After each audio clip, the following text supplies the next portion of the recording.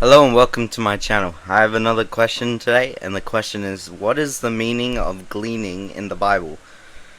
The Hebrew word for glean is that word, and it means to collect, gather up, pick up.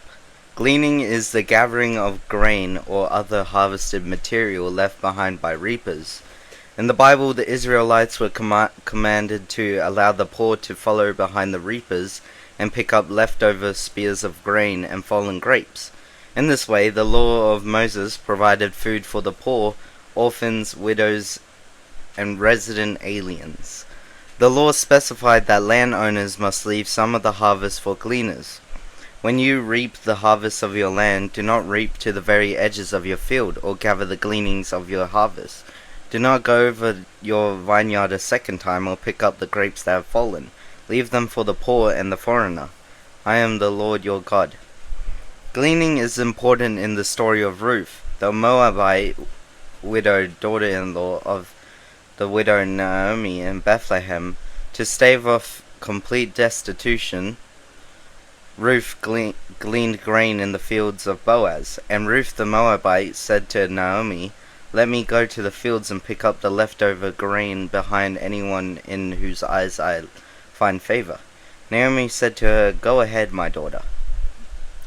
The landowner Boaz was so moved by Ruth's concern for her elderly and grieving mother-in-law that he instructed his harvesters to go beyond what the law required to help her.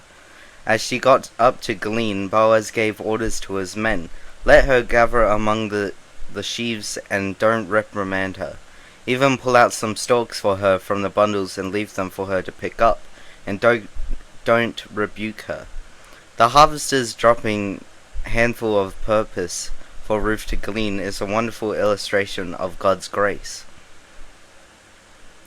Gleaning is also used figuratively in the Bible to describe the slaying of men who fled from battle, and they turned and fled toward the wilderness unto the rock of Rimmon, and they gleaned of them in the highways 5,000 men, and pursued hard after them unto Gidom, and slew 2,000 men of them. The prophets often use gleaning figuratively in the Bible. In the book of Jeremiah, gleaning takes on the imagery of complete devastation and destruction. Israel had been utterly stripped of its possessions, like grapes that had been completely plucked from the vine. This is what the Lord Almighty says: "Let them glean the remnant of Israel as thoroughly as a vine. Pass your hand over the branches again like one gathering grapes." Again in Jeremiah, God's judgment on the Edomites was going to be more thorough than a grape gatherer in a vineyard. Grape pickers at least left some gleanings. If grape pickers came to you, would they not leave a few grapes? If thieves came during the night, would they not steal only as much as they wanted? But I will strip Edom bare.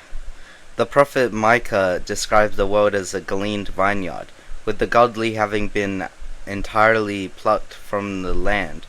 What misery is mine! I am like the one who gathers summer fruit at the gleaning of the vineyard. There is no cluster of grapes to eat, none of the early figs that I crave. The faithful have been swept from the land, not one upright person remains. Everyone lies in wait to shed blood. They hunt each other with nets. The prophet Isaiah applied gleaning symbolically in a message about the ultimate day of judgment and salvation for all the people of God. In that day, from the river Euphrates to the brook of Egypt, the Lord will thresh out the grain, and you will be gleaned one by one, O people of Israel. Gleaning in the Bible is an important concept that believers ought to take to heart. We should remember to cheerfully and generously allow others in need to glean from the blessings we have received. In turn, we do well to realize that our blessings have been gleaned through God's goodness and grace from His abundant fields. And finally, as God's people, we ought to live in readiness for a great gleaning in the future harvest, when the Lord returns to thresh out the grain, gather up His people, and dispense with the chaff. Thank you for listening to this question, and I'll see you next time.